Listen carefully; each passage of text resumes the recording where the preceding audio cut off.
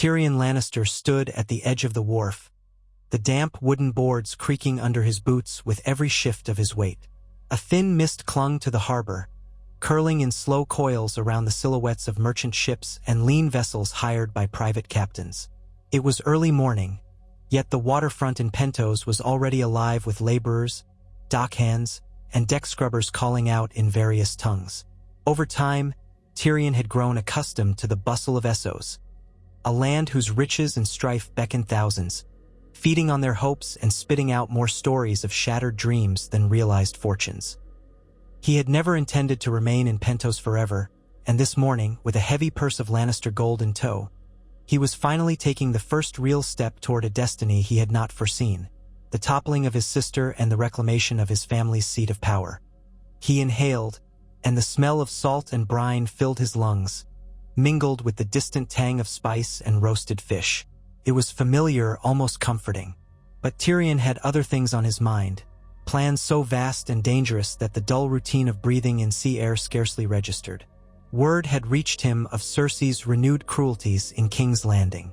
The city was in disrepair, starved of hope and coin, while gold was being funneled into Cersei's personal war machine. Strife had grown in every corner of Westeros, and old loyalties were crumbling like rotten timbers. Even House Lannister, once the richest and most feared, stood on precarious ground in terms of influence and resources. Yet somehow his sister still sat on the Iron Throne. That fact alone set Tyrion's teeth on edge. He ran a hand over his face, feeling the trim of his short beard. His scars of the past felt as if they burned anew whenever he thought of her. The memory of those vicious court intrigues made him tense. His father was gone. Jaime was another story. Tyrion neither knew nor cared precisely where his brother's allegiances lay at the moment. What mattered was that the time had come for Tyrion to stake his own claim to the family legacy. He had not originally craved the power of Casterly Rock or the Iron Throne, but sometimes ambition was thrust upon a man, and Tyrion had grown tired of ceding Lannister might to the worst in his family. He turned as a tall figure approached him, one of the mercenary captains he had summoned. Kalino Kor was his name, a former Myrish sellsword with a reputation for reliability, if not for kindness. His voice was as rough as the sand-littered wind. "My Lord Tyrion," he greeted, inclining his head. "Your ships are ready. The men await your command." Tyrion nodded. A tingle of anticipation coursed through him. He could practically hear Shay's voice in the back of his mind, scolding him, or perhaps encouraging him. He never could guess how she would have reacted to this scheme. But memory was a fickle friend, and the living demanded his focus now. This was not the moment to drown in the ghosts of heartbreak. With a purposeful stride, Tyrion followed the captain. Behind them trailed a retinue of Essosi guards armed with curved blades. As they moved along the docks, they passed by the ships that would be crucial in ferrying Tyrion's newly hired mercenary force across the narrow sea. He had spared no expense. Gold, the last advantage of his name, had been exchanged to secure an army that might challenge the might of Cersei's loyal forces. He had spent many nights doubting the wisdom of this step. Yet here he was, about to set sail with the conviction that if anyone could bring Cersei to her knees, it was Tyrion Lannister, the dwarf who had survived countless attempts on his life by both strangers and kin. At the far end of the wharf lay a trio of ships bearing black sails. Their prows were carved into the shapes of snarling lions, commissioned specifically to instill some measure of pride and fear in onlookers. A small detail, but Tyrion believed in the power of symbols. The ramparts of war extended beyond the battlefield and into the realm of myth and perception. If he wanted Westeros to rally to his cause, they had to see the Lannister lion on his banners, not flayed men or wolves or dragons. He would use the legacy of his house, ironically, to throw down the very queen who claimed it. One of the sellswords posted near the gangplank saluted. A handful of his men approached to confer with their captain. Tyrion gazed out at the waiting vessels and took a moment to steel himself. This was no small quest. The seas ahead were fraught with storms, both literal and figurative. There were countless ways his plan could go awry. He might be captured by Cersei's agents the moment he set foot on Westerosi soil. The city might turn against him. Loyalists to the crown might see him as a kinslayer, a traitor, and a murderer. But to him, there was only one path left: to reclaim the seat of Lannister might and strip it from the grip of a cruel queen who would burn the realm for her own vanity. He boarded the lead ship, the Queen's Thief. An ironic name, perhaps, but it amused Tyrion. In his own mind, he would be stealing a queen's power, if all went well. The sails rustled, and crewmen set about final checks before casting off. A deckhand eyed Tyrion with curiosity but said nothing. Tyrion had grown used to stares. He had endured them all his life. Now he would turn those stares into a sign of something else. A cunning mind, backed by the gold of House Lannister. Let them gawk if they wished. Soon they would fear him. The ship lurched into motion. The city of Pentos began to recede, its grand estates and mansions shrinking into the horizon. Tyrion stood at the rail, adjusting the collar of his cloak. He recalled his last time sailing the narrow sea, under much more desperate circumstances. Then, he had been an exile, a fugitive even, and the idea of returning to Westeros was an impossible dream. But circumstances changed. Friendships died, alliances shifted, wars ignited over less. He thought briefly of Daenerys Targaryen, of the Dragon Queen's downfall, and of how some corners of Westeros were still reeling from dragonfire and broken promises. Now he, Tyrion Lannister, would carve his own path. Days turned into nights as the small fleet crossed the sea. The weather was unexpectedly kind, giving them fair winds. Tyrion spent most of his time in the cramped cabin, poring over maps of Westeros, scribbling potential points of infiltration, and writing letters to old acquaintances who might be persuaded to support him. He had casks of gold, enough to pay off half the hedge knights in the Seven Kingdoms if need be, but he knew coin alone could not guarantee loyalty. He needed hearts and minds, or at the very least, grudges. And there were many in Westeros who held grudges against Cersei. The trick was finding them quickly and forging them into something cohesive. He planned to land discreetly in the Stormlands, a region rife with discontent.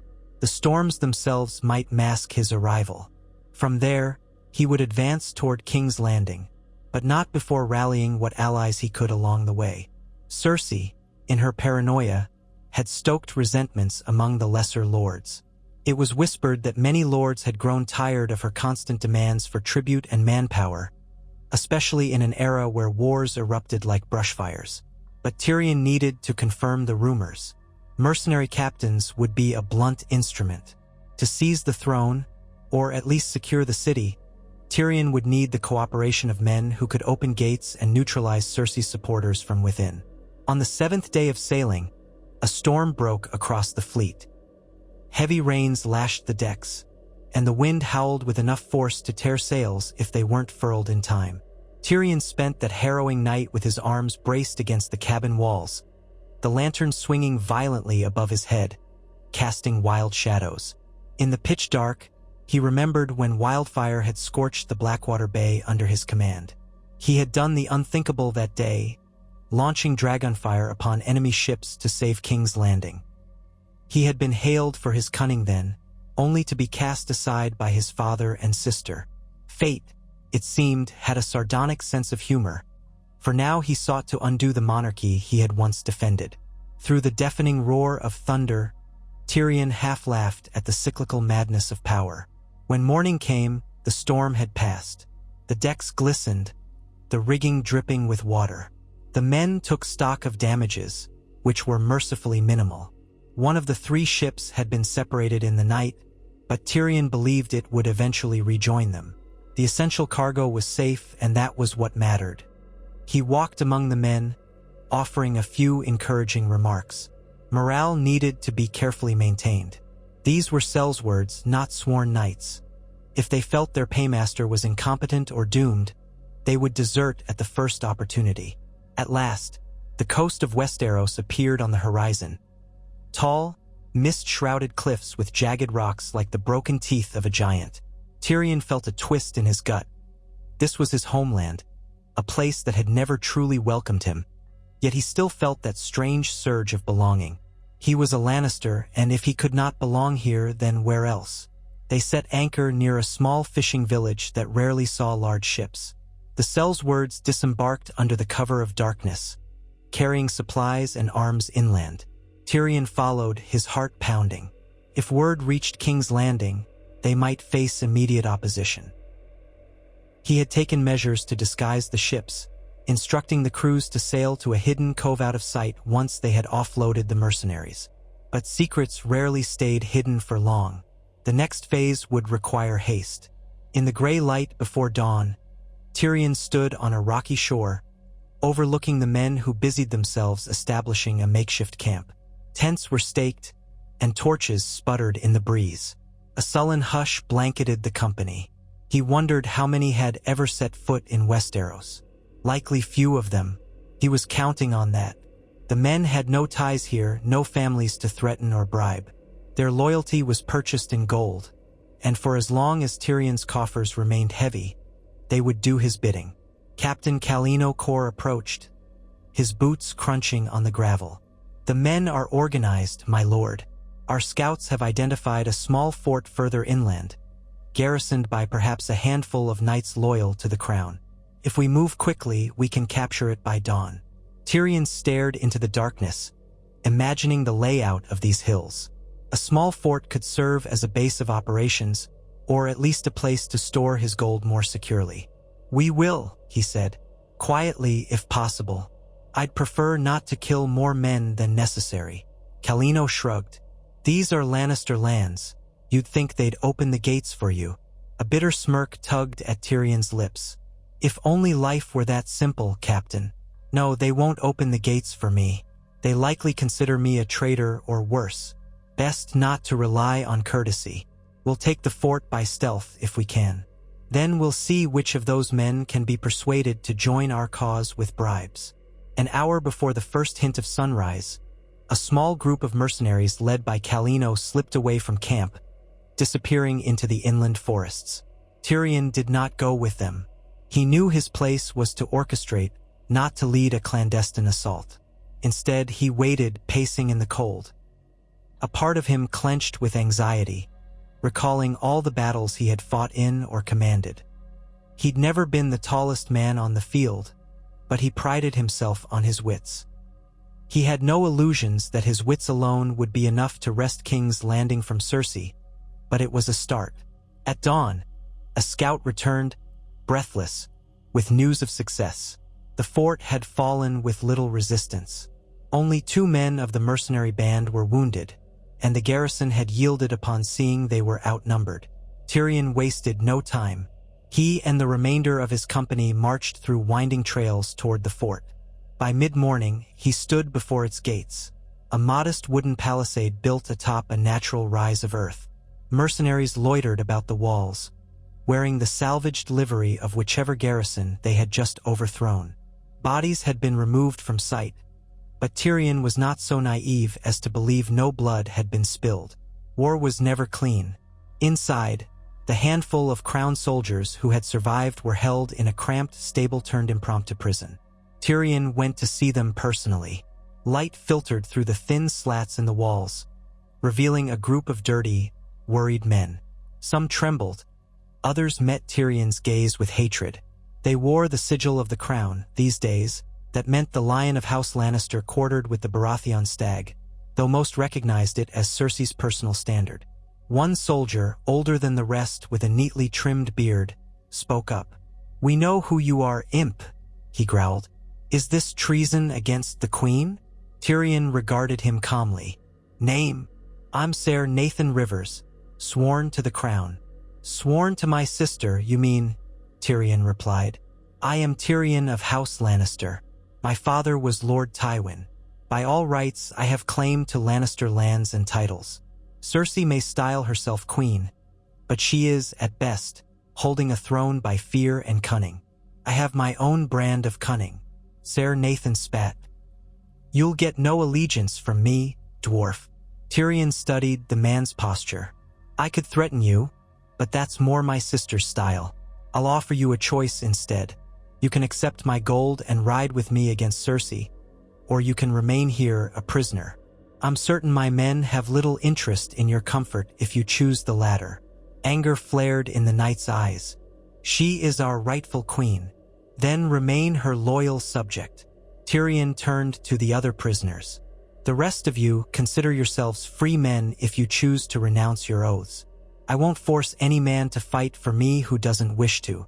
But if you walk out of these gates, don't think you'll find welcome in King's Landing. My sister rarely forgives failure, and right now you've failed her." A ripple of disquiet moved through the prisoners. Cersei's reputation for dealing harshly with those who lost her lands or strongholds was well known. A tall, lean man with a fresh scrape on his cheek asked haltingly, "How much gold?" Tyrion allowed himself a small smile. "More than you've ever seen in your life.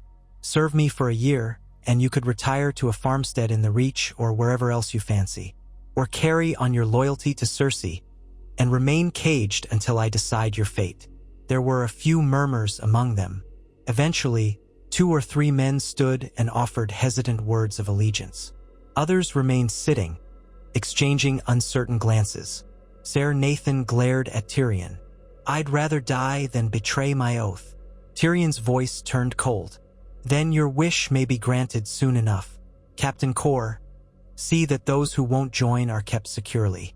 No unnecessary violence. I'm not my sister, and there's no need to flay men alive."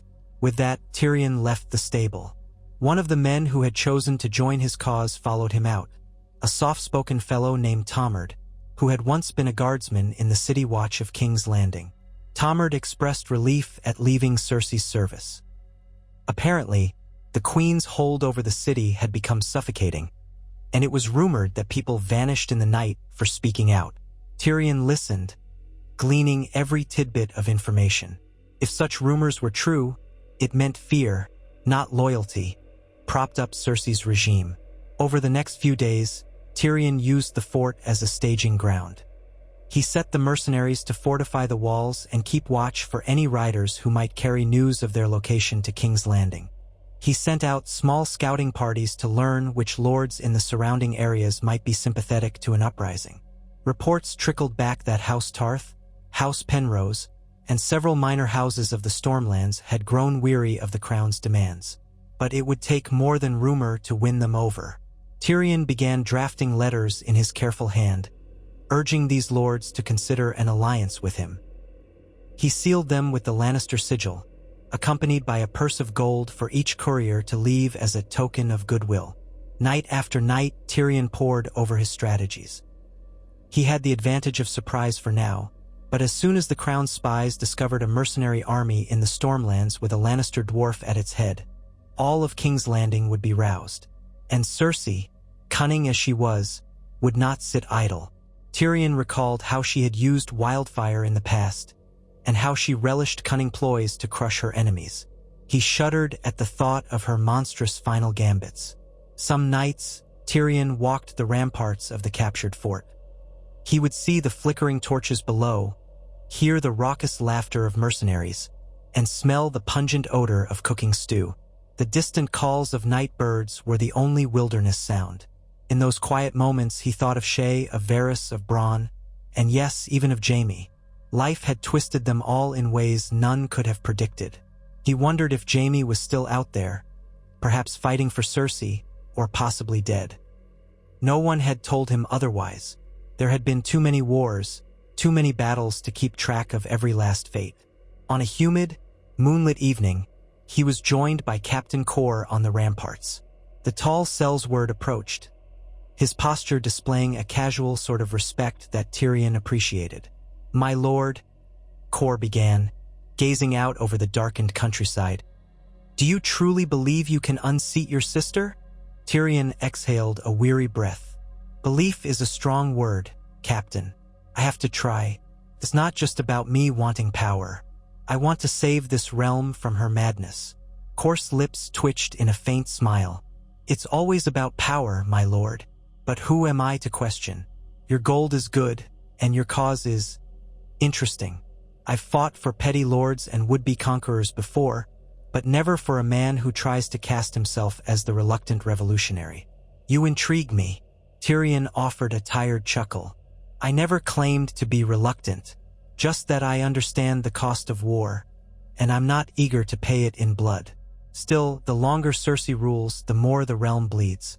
One way or another, Captain, a confrontation is inevitable. Kor nodded. Then let us hope your gold holds out, for the sake of your future kingdom. Shortly thereafter, ravens arrived bearing responses to Tyrion's letters.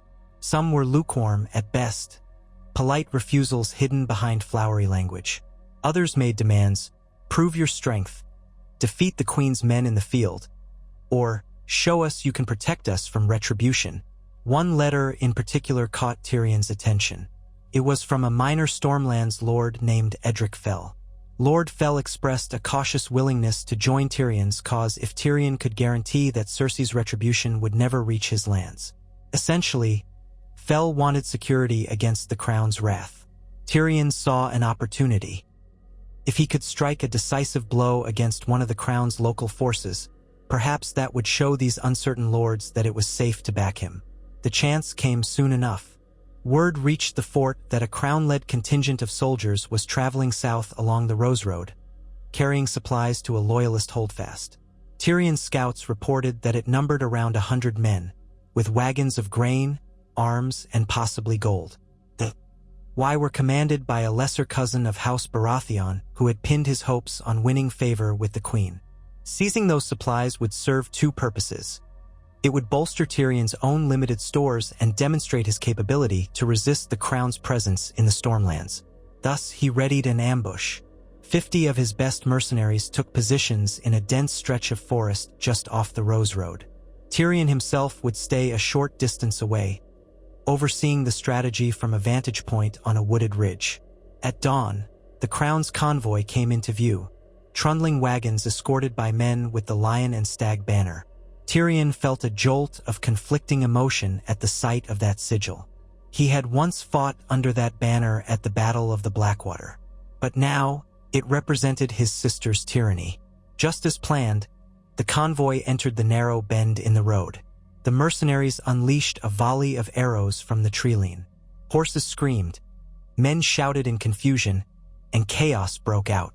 A handful of crown soldiers tried to form a defensive line, but they were outmaneuvered by mercenaries who slipped among the trees, attacking from multiple sides. The clash of steel and the thrum of bowstrings filled the morning air. Tyrion, watching from his vantage, felt a grim satisfaction. He did not relish bloodshed, but he knew the importance of a swift, overwhelming victory.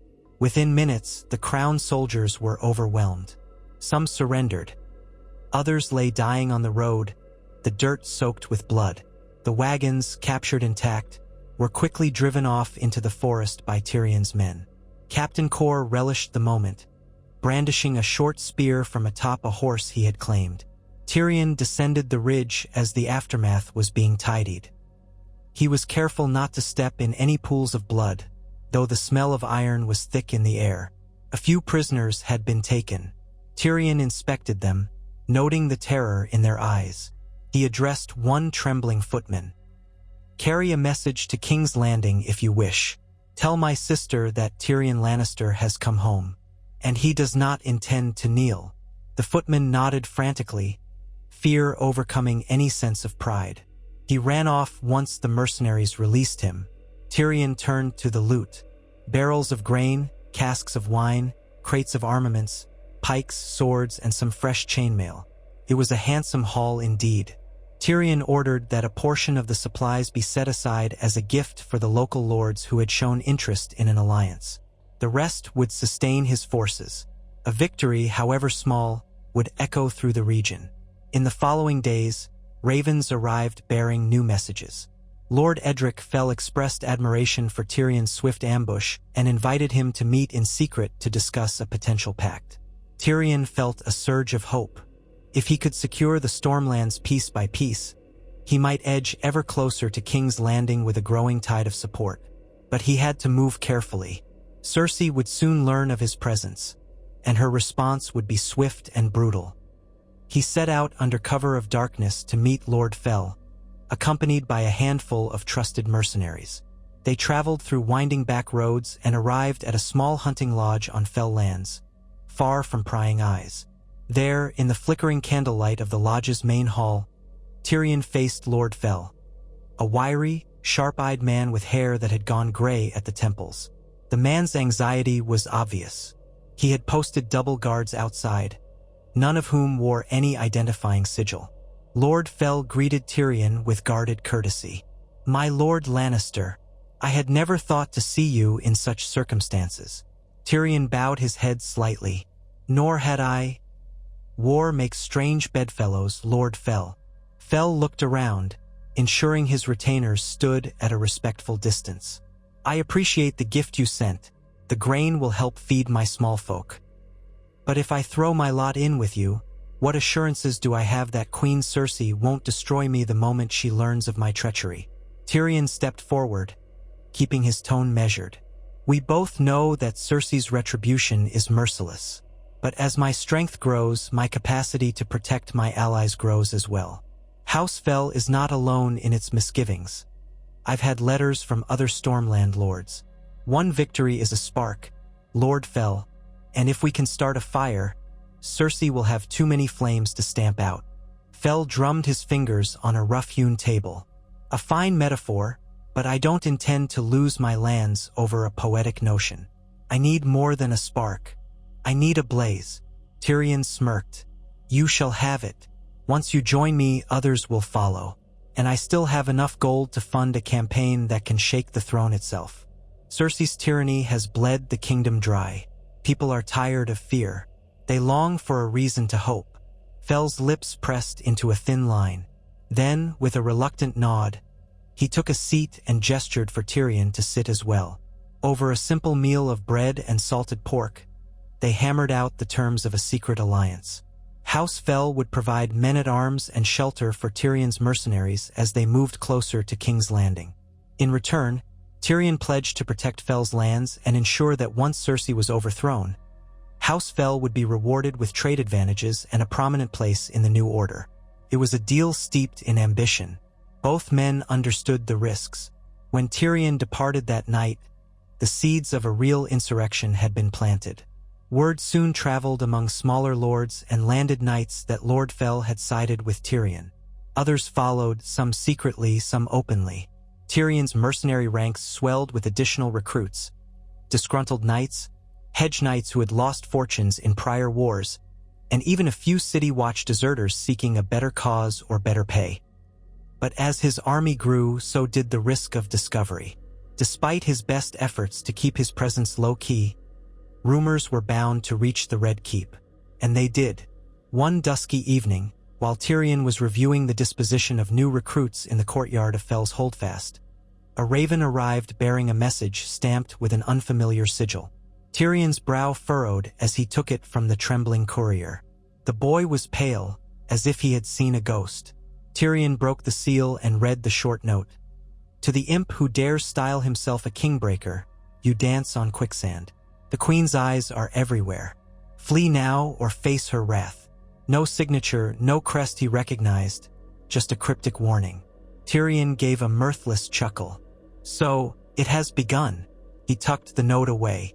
That very night, a scout reported that royal forces were marching south from King's Landing, led by one of Cersei's new commanders, some cutthroat knight who had risen in her favor. They numbered over 200 men, far more organized and better equipped than the supply convoy Tyrion had ambushed. Their mission was to hunt down Tyrion's mercenaries, quell the rebellion, and bring him back in chains or dead. Tyrion's immediate impulse was to relocate, but Lord Fell argued that fleeing would only embolden Cersei's commander and discourage the other wavering lords. They needed to stand and fight, or at least make a show of strength. Tyrion wrestled with the decision. He had hired mercenaries specifically for this purpose, after all. And though the Crown's force was larger, Tyrion's men had the advantage of knowing the local terrain, thanks to Lord Fell and his allies, and the advantage of cunning. Tyrion resolved to set yet another trap, this time a more elaborate ambush in hilly terrain, using both Fell's men and the mercenaries. Days of preparation followed. Under the hot sun of the Stormlands, Tyrion personally rode out to inspect vantage points. He conferred with Captain Kor, who had proven adept in small-scale warfare. Together, they laid out a plan. lure the royal forces through a narrow valley, collapse part of the slope, and trap them in a bottleneck. Then showers of arrows and spears would break their lines. Tyrion felt a certain tension in his belly. He had commanded men before, but never in a war of his own making. Now he carried the burden of leadership. The outcome would determine whether he had any hope of moving on King's Landing or would remain a footnote in the realm's bloody history. Finally, the day of the confrontation arrived. Tyrion's forces lay in wait on either side of the chosen valley. Hidden among thick brush and rocky outcrops, archers and spearmen waited for the signal. Tyrion stood with Lord Fell and Captain Cor on a ridge that overlooked the narrow pass. In the distance, dust plumes announced the approach of the crown's men. Tyrion silently willed them to take the bait. He had stationed a small decoy force near the entrance of the valley, wearing ragged surcoats to lure the royal commander in, giving the impression of a smaller, disorganized band. Sure enough, the crown's vanguard spotted the decoy. A horn sounded, and the knights surged forward, eager for an easy victory. The rest of the royal force followed, funneling into the valley. Tyrion's mouth went dry. If they discovered the trap too soon, they might withdraw. But the royal commander pressed on, perhaps overconfident, perhaps underestimating Tyrion's cunning. When the bulk of the force was in position, Tyrion nodded to a waiting signalman. The man raised a green flag, then brought it sharply down. In a flash, bundles of pitch-soaked kindling were set alight. Mercenaries hidden on the ridge pushed boulders free. One side of the valley slope had been sabotaged, and it collapsed with a thunderous rumble, sending rocks and debris onto the unsuspecting soldiers below. Screams rose, and panic spread through their ranks. Dirt clouds billowed, and horses reared in terror. Archers emerged from their hiding spots and rained arrows down on the trapped men. Captain Cor led a contingent of Sellswords charging in from the opposite ridge, cutting off any escape. It was brutal, swift, and decisive. The crown's commander tried to rally his men, but chaos overwhelmed them. He was unhorsed, and a Sellsword's axe ended his ambition in one fell stroke. Those soldiers who survived quickly surrendered.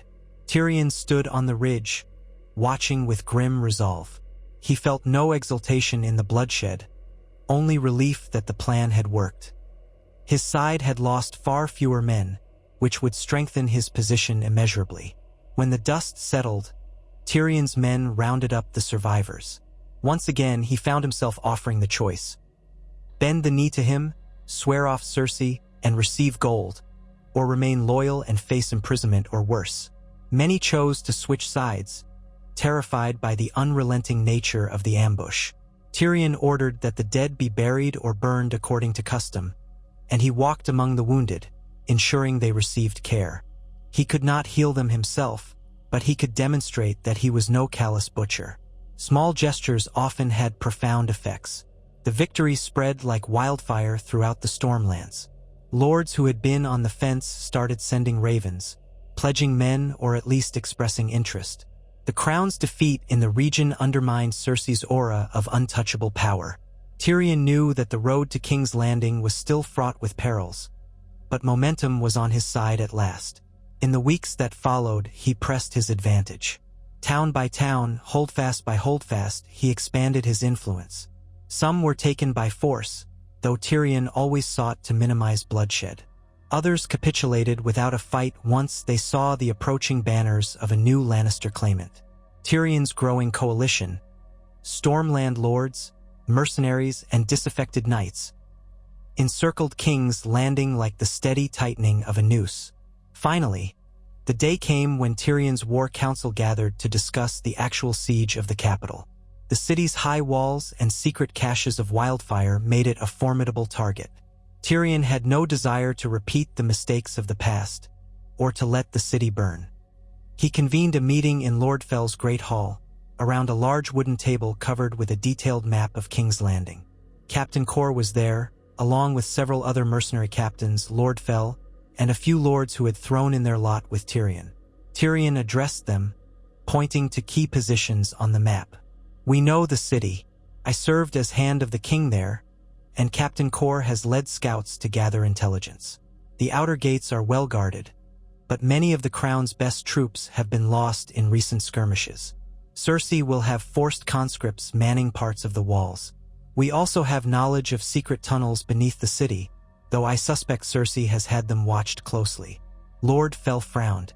Storming the walls will cost us dearly. Starving the city out could take months. And we run the risk of attracting the wrath of other major houses if the siege drags on. Tyrion nodded. Precisely why we need a more cunning plan. We must use the chaos inside the city. The people are dissatisfied and frightened. If we can sow doubt among the defenders, perhaps by claiming Cersei is planning to burn the city again, some will abandon their posts. Also, I've sent discreet messages to certain gold cloaks within the city watch. A fair number of them might turn coat if the tide appears to favor us. Captain Kor stroked his chin. Still, an open assault is the simplest solution. Mercenaries can lead the charge, but we'll need more men than we have to guarantee success. Tyrion was quiet for a moment, recalling the events of the Blackwater. He remembered the chain, the wildfire, the betrayal. Then he spoke, his voice steady. I do not want to burn King's Landing, nor do I want to see half the city sacked. It's the seat of the realm's power, and I'd prefer its people don't despise me as they despise Joffrey or my father. We proceed carefully. Once we're at the gates, I'll offer Cersei terms. Surrender or face the consequences. She might refuse, but if we've done our work to undermine her support, she may not have enough loyal soldiers to hold the walls. The council nodded in agreement, though some were uneasy. War was never so neat, and Cersei Lannister was not the type to meekly surrender. Still, Tyrion had to cling to hope, and so the armies marched. Tyrion led a formidable force now, over 2,000 men, many of them seasoned mercenaries, plus hundreds of knights and small folk levies under the command of Stormland lords. They converged on King's Landing, setting camp within sight of its towering walls.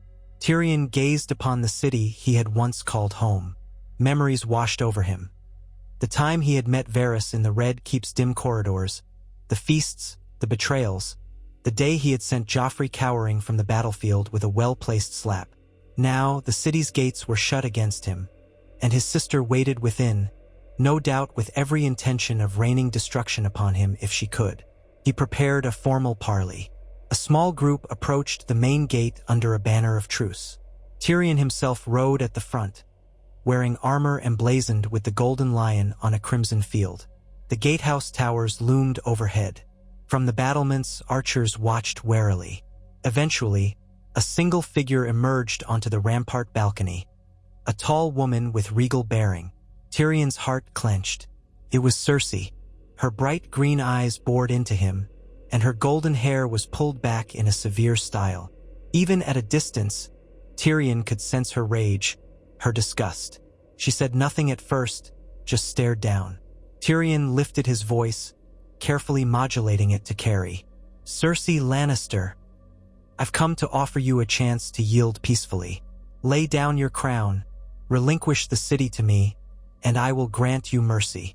No harm will come to you if you surrender unconditionally. Silence stretched. Then, she laughed. A cold, haunting sound. You dare address your queen in such a manner? You are no king, Tyrion. You're a traitor, a kinslayer. Do you think the people of King's Landing would prefer you on the throne? They remember what you did. You murdered our father. You murdered your nephew. Tyrion's throat tightened.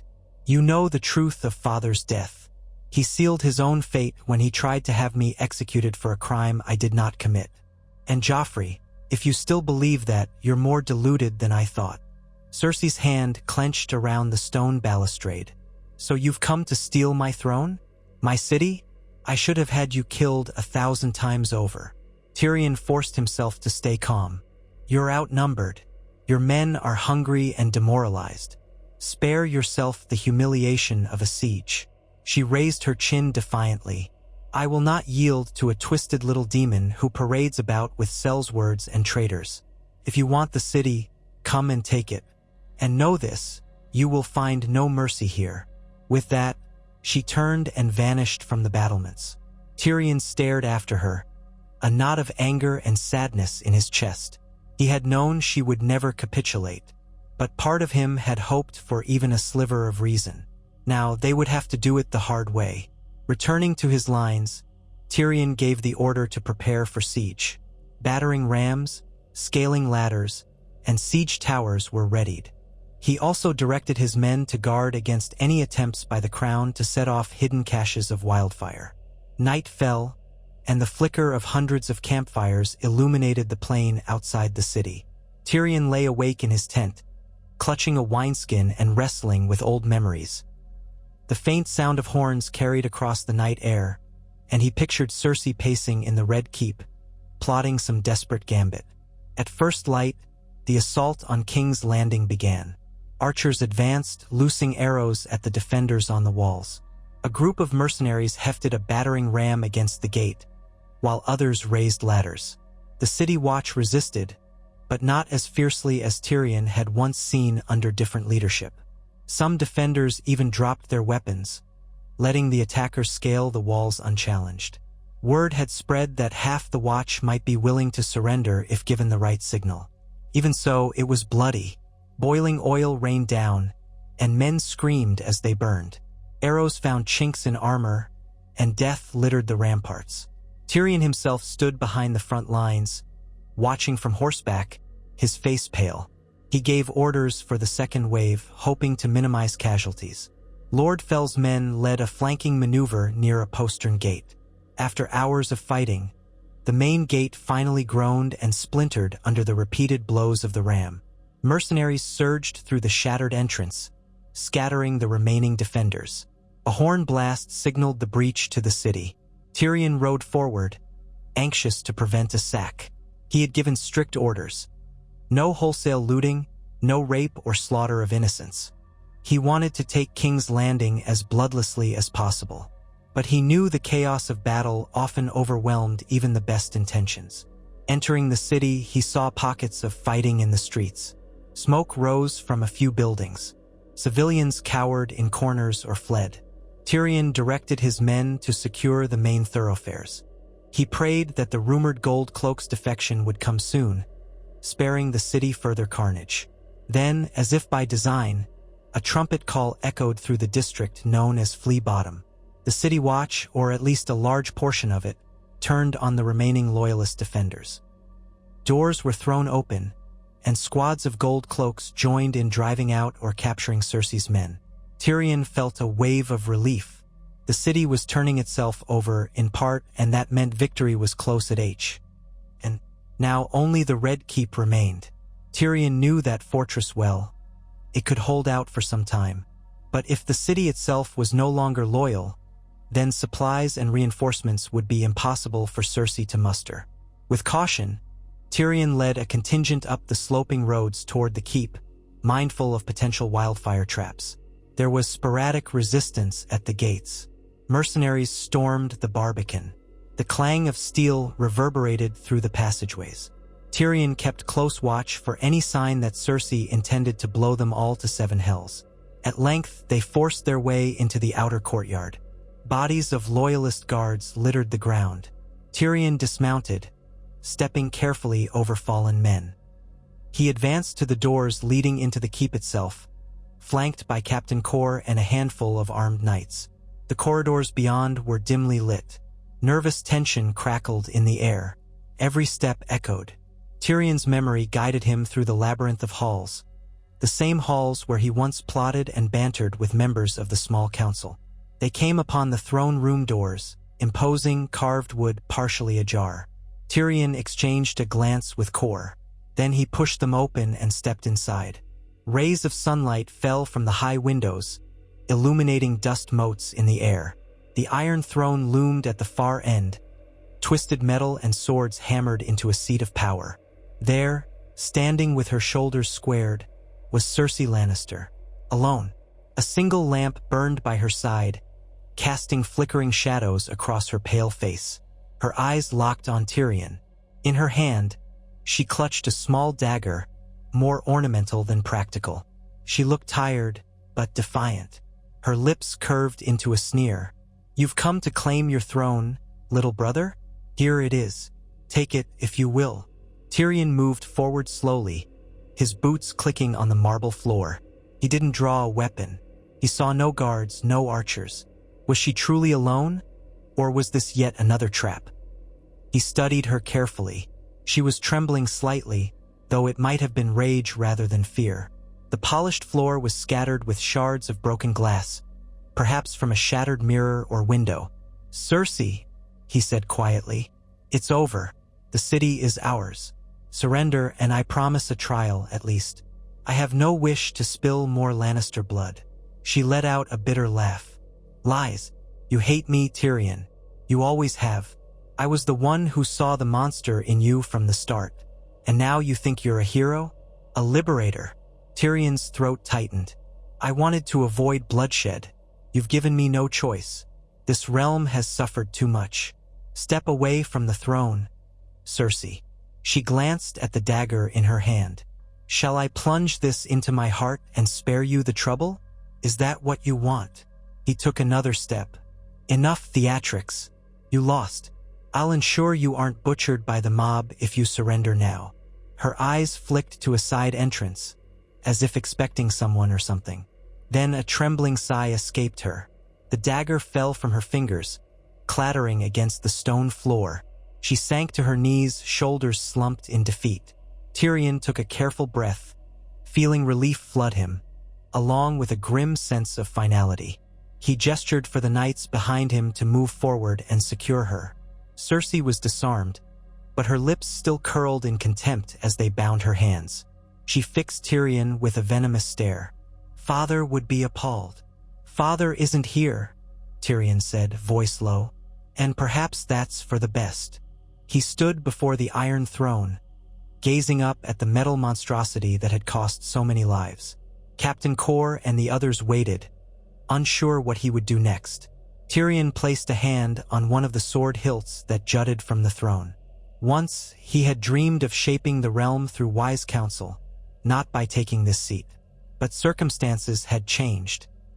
The realm needed a new hand on the reins, one unafraid to challenge old tyranny.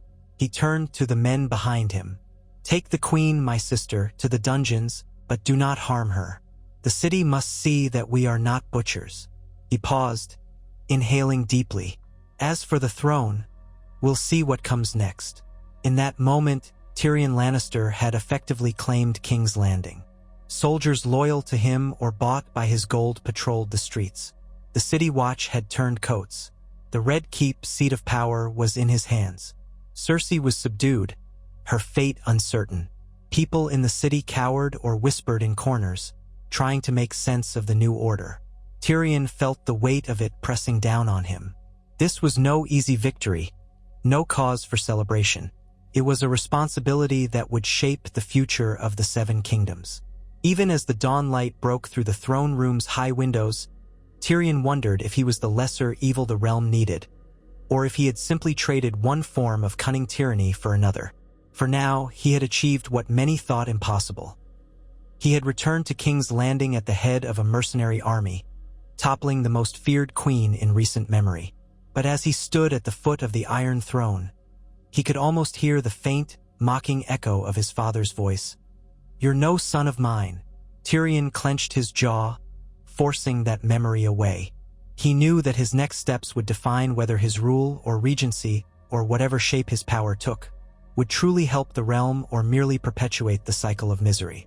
Perhaps he would reform the laws, ease the burdens on the poor, and set a new standard for leadership. Or perhaps other great lords and would-be kings would sense weakness in this newly crowned dwarf and rise against him. He did not know. But for this fleeting moment, Tyrion Lannister stood victorious in the throne room where he had once been scorned, forging a new destiny with the same cunning that had guided him through a lifetime of adversity. And if the cost of that destiny was a mercenary army paid in gold, so be it. He would bear that price for better or worse because at last, he held in his hands the power to change the realm or break it. Only time would tell which outcome lay in store.